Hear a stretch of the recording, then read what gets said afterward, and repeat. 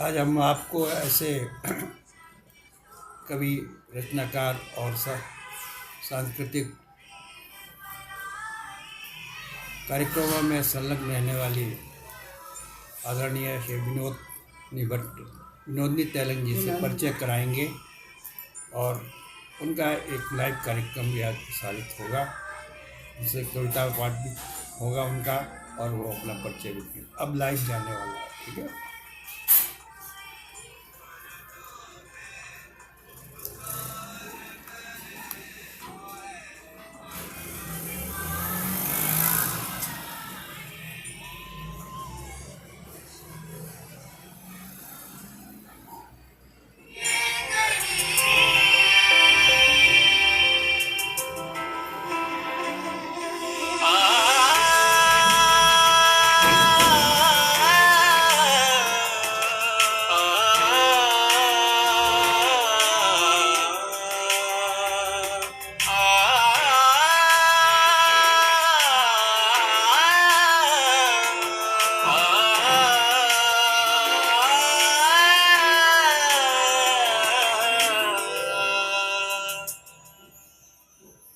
सकल लोकमा सहुने वंदे, सकल लोकमा सहुने वंदे, निंदा न करेगे नीरे, निंदा न करेगे नीरे, पाँच काज मना निश्चल राखे, पाँच काज मन निश्चल राखे, धन धन जननी तेने रे,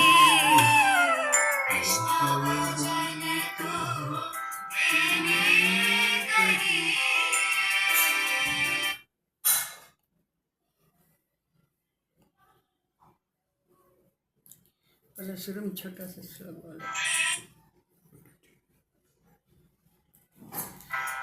ये आपको लाइव जाना। तो आदरणीय नमस्कार मित्रों, मेरे फेसबुक पटल पर जुड़े हुए मेरे सभी सम्मानित रचनाकार मनीषियों का अभिवादन करते हुए मैं सम्मिलित हूँ श्रीकांत तेलंग जयपुर से। अपना पन्ना अपनी बात एक विचार के पृष्ठ के साथ मेरी लकीरें मेरी कविताएं साहित्यिक और सांस्कृतिक समूह जयपुर राजस्थान के इस पृष्ठ पर आप सबका अभिनंदन और स्वागत है। इस पृष्ठ द्वारा आप सबको पूरे विश्व के रचनाकारों और सांस्कृतिक कार्यक्रमों में संलग्न रहने वाले रचनाकारों का भी परिचय हम कराते हैं, उनकी प्रस्तुतियाँ भी आती हैं। इसी क्रम में आज हम आपको ऐसे रचनाकार, कवि और साहित्य से जुड़ी हुई और सांस्कृतिक कार्यक्रमों में संलग्न रहने वाली एक विदुषी महिला विनोदनी तेलंग से परिचय कराएंगे, जो भोपाल से आज हमारे इस आवास पर उपस्थित भी हैं। वह विगत में अपनी शिक्षा से और विशिष्ट शिक्षा द्वारा नृत्य, नाटिका और विद्यालय के और भी सांस्कृतिक कार्यक्रमों में अपना योगदान देती रही हैं और आज वो हमारे इस पेज पर उपलब्ध हैं। हम उनका परिचय आपसे कराते हैं और उनका परिचय देते हुए आपसे अनुरोध करेंगे ऐसे कार्यक्रमों में उनको सहयोग करें और उनकी उपस्थिति से हम आदरणीय विनोदनी तेलंग जी आप पधारें। नमस्कार, मैं विनोदनी तेलंग होशंगाबाद से आई हूँ और आपके समक्ष मैं कुछ प्रस्तुतियाँ दूंगी जिससे आप धन्यवाद देंगे। और अभी पहले हम आपसे परिचय मांगेंगे। आप कहाँ से यहाँ पर जयपुर पधारे हैं? जी, हम भोपाल से आप आए हैं कि होशंगाबाद से? होशंगाबाद भोपाल से आए हैं, मध्य प्रदेश से। जी। और और आपके पति का भी विगत दिनों में देहांत हो गया। तो वो प्रोफेसर और प्रिंसिपल रहे भोपाल में, और उनके छत्र छाया में इन्होंने अपना जो सांस्कृतिक जीवन व्यतीत किया है वो हम सब के लिए अनुकरणीय है। बहुत ही अच्छी नाटिकाएं का प्रस्तुतिकरण उन्होंने अपने विद्यालय में किया था। आपने कौन से विद्यालय में प्रस्तुतिकरण ज़्यादातर किया है, और सब बताइए। वहाँ पर होशंगाबाद में एक सेंट चार्ल्स था, जी क्रिश्चियनों का था, और वहाँ पर मैंने तो सांस्कृतिक कार्यक्रम भी बच्चों को 15 अगस्त में 26 जनवरी में करवाया था। जी जी और वो नाटक, नृत्य नाटिका, नाटक और सब डांस वांस सब भी करवाए थे, नृत्य भी करवाए थे। जी जी और वे होशंगाबाद में वहीं पर स्कूल था एक, जो द्रौपदी देवी, वहाँ मैं प्रिंसिपल रही हूँ। जी जी इसके बाद भी एक स्कूल और था, सोनम मेमोरियल, वहाँ मैंने प्रिंसिपल के पद को संभाला। बहुत सुंदर। और उसके बाद फिर कोरोना के कारण फिर छोड़ना पड़ा। बहुत सुंदर। आप और आपकी ये साहित्य लेखनी में आपकी रुचि किस तरह से रही है, ये हमें बताइए। ये इसलिए कि मेरे मिस्टर जो थे, पति देव थे, वो उनका सांस्कृतिक और साहित्यिक कार्य में बहुत, उन्हें कविताएं लिखी थी, उनकी पुस्तकें छपी थी। तो उनसे, उनके सानिध्य में रह करके मैं भी थोड़ा सा प्रयास करती थी, और धीरे धीरे उनसे ही थोड़ा सुधार भी करवाती थी। और उसके बाद फिर मैंने खुद भी स्वयं भी लिखना शुरू किया। भजन वगैरह में मैं बहुत अच्छी रुचि है। देशभक्ति गीत भी लिखती थी, जैसे प्रोग्राम में करवाती थी। बहुत अच्छी रुचि है आपकी। और आप जयपुर में अपने समुदाय से मिलने के उद्देश्य से भोपाल से यहाँ पधारी हैं, और मैं विनोदिनी जी का इस मंच पर स्वागत करते हुए उनका अभिनंदन भी करता हूँ, और उनसे अनुरोध करूँगा कि उन्होंने कोई अपनी प्रस्तुति में कोई कविता लिखी हो तो आज इस पटल पर हमको सुनाए, जिससे कि हम सब लोग साहित्य में उनकी रुचि की प्रशंसा भी करते हुए उनसे अनुरोध करेंगे कि वो अपनी प्रस्तुति पढ़ें। आइए विनोदिनी जी, अपनी कविता पढ़िए। मैं थोड़ा सा परिचय तो दे दिया है भैया भाई साहब ने, लेकिन मैं कुछ कहना भी चाह रही हूँ साथ साथ में कि समय के परिवर्तन और युवा पीढ़ी के में पश्चिम सभ्यता के प्रति आकर्षण को कुछ इस प्रकार मैंने अपने शब्दों में पिरोया है।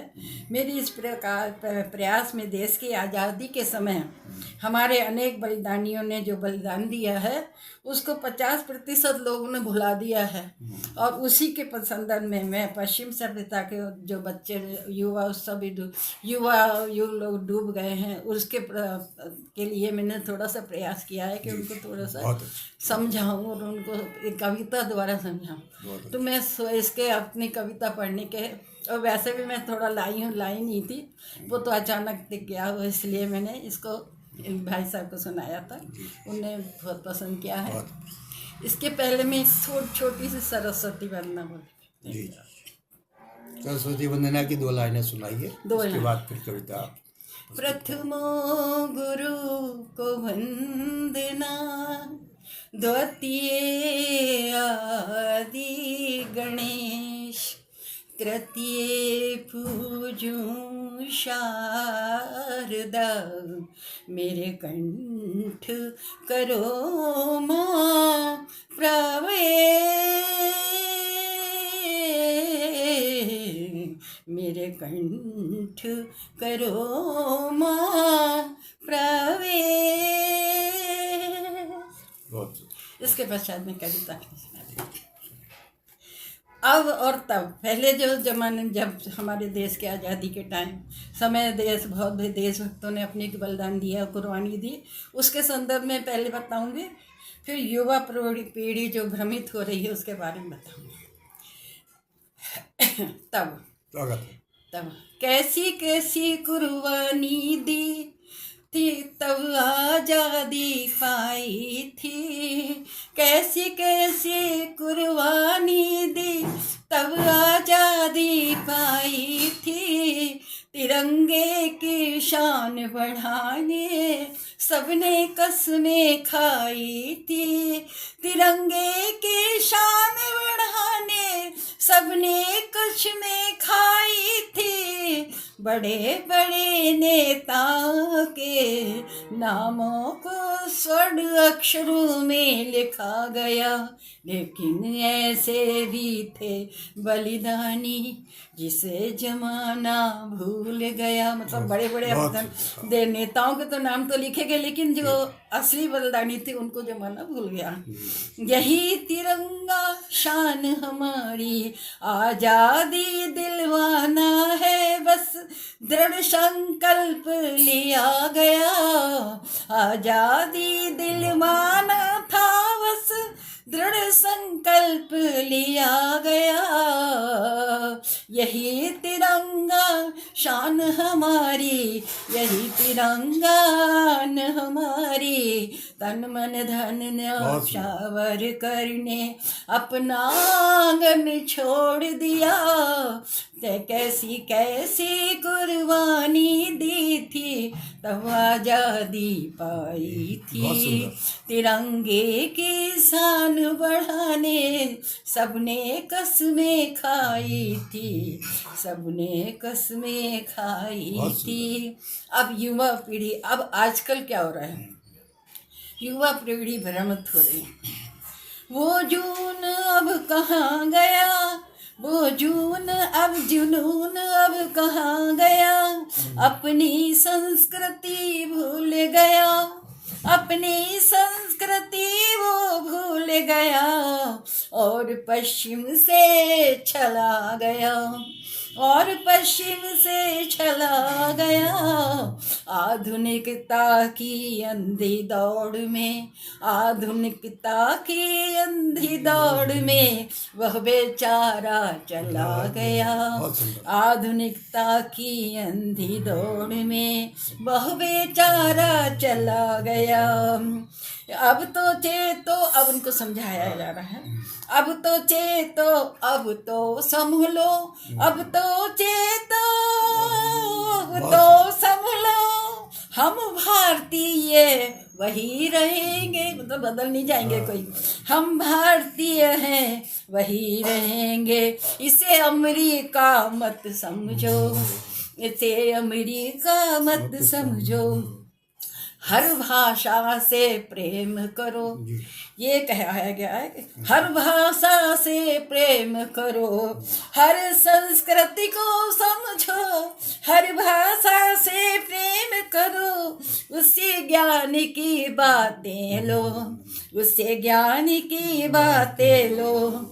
पर अपने संस्कार न भूलो, पर अपने संस्कार न छोड़ो, हिंसा छल और कपट को छोड़ो, हिंसा छल और कपट को छोड़ो, पर अच्छा व्यवहार न छोड़ो, पर अच्छा व्यवहार न छोड़ो।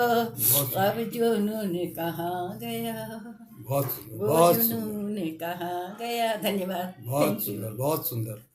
आपकी रचना बहुत ही वीरता को प्रतीक देने वाली ऐसी रचना है। हमें संस्कृति और भाषा को अपना नहीं छोड़ना चाहिए, यह संदेश भी उन्होंने दिया है। और हमारे आदरणीय बहन विनोदनी तेलंग जी को मैं पुनः अनुरोध करता हूँ कि यदि और कोई विषय पर अपना वक्तव्य दे करके इस आयोजन में आज सम्मिलित होना चाहें तो 2 शब्द और अपना सुना सकती हैं। उनका आभार है।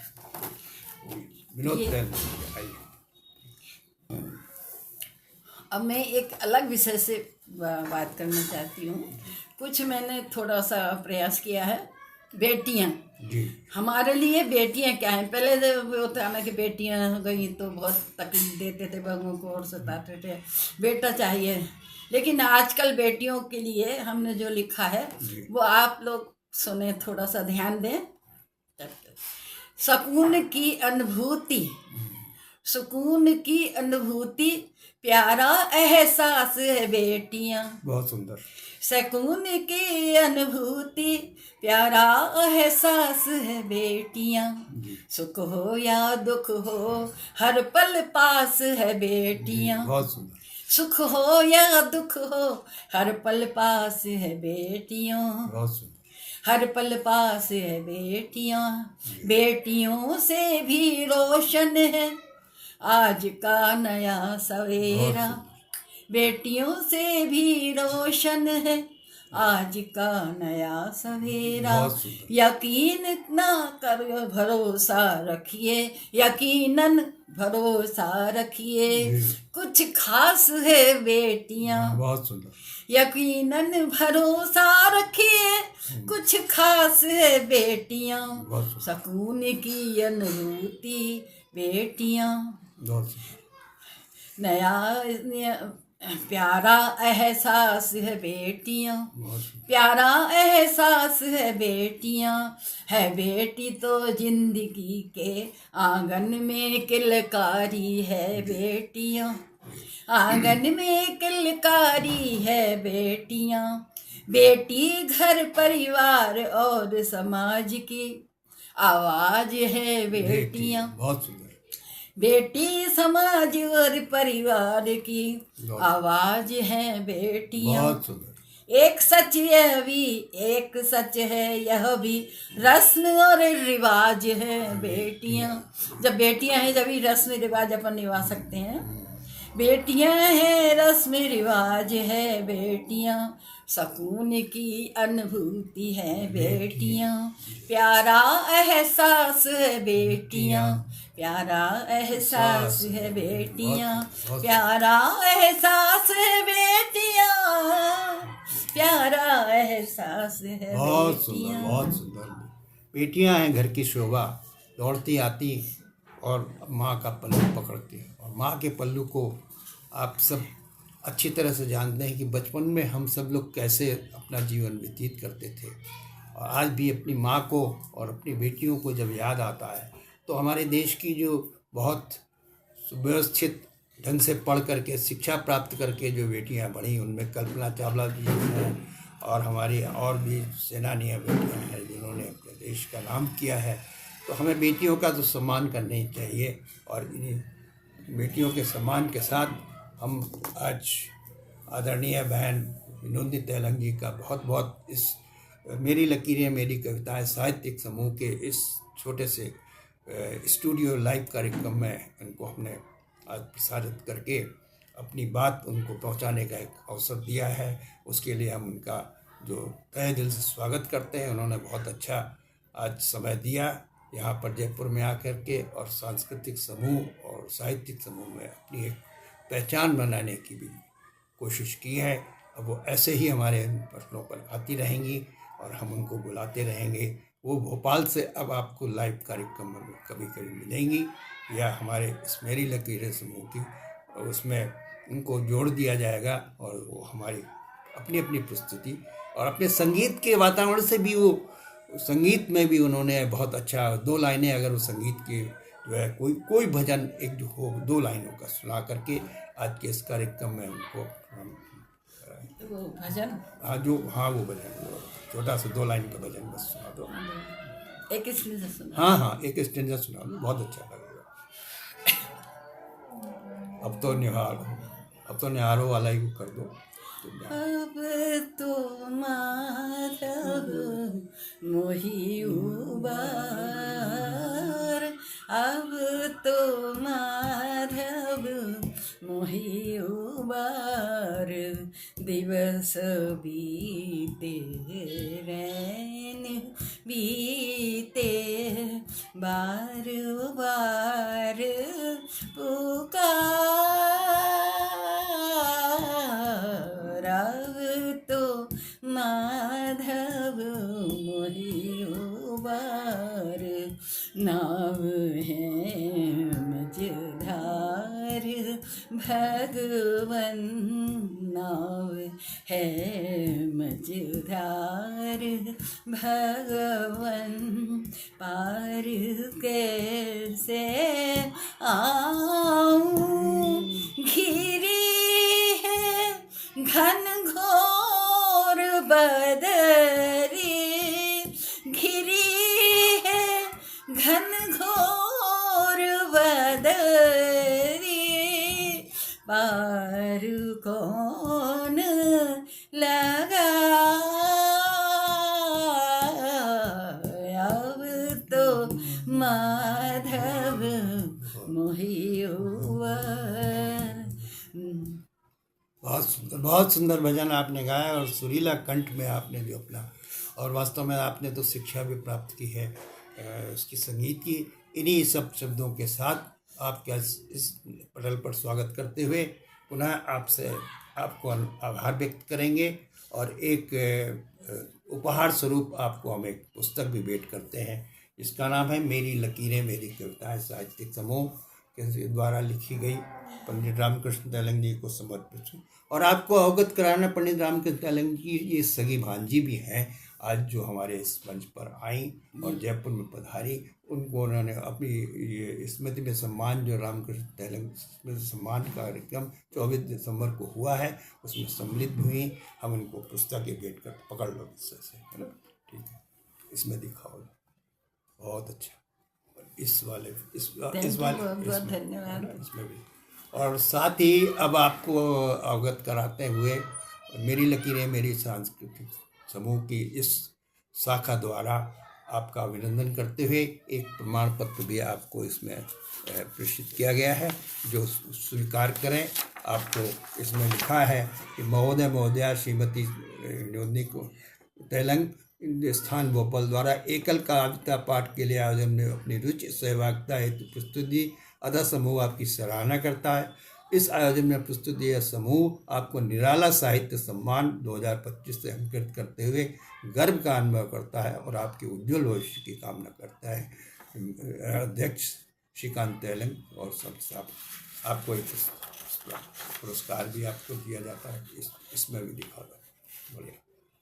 इस वाले इसमें आपको चलिए साहब। तो आदरणीय, आज के इस कार्यक्रम में हम संयुक्त रूप से दोनों लोग सम्मिलित हुए और इस आयोजन में आप निरंतरता बनाए रखेंगी, इसी अनुरोध के साथ आज के इस कार्यक्रम से विदा लेते हैं। मेरी लकीरें मेरी कविताएं साहित्यिक समूह की ओर से पुनः आपको आभार और भोपाल से जयपुर आने पर आपका हमने स्वागत किया। यह हमारी रुचि रही है, इस पटल की रुचि रही है। ऐसे ही अन्य आयोजनों में ऐसे ही कलाकारों को ला करके आपके सामने प्रस्तुत करेंगे। इन्हीं शब्दों के साथ जय हिंद, जय भारत, नमस्कार।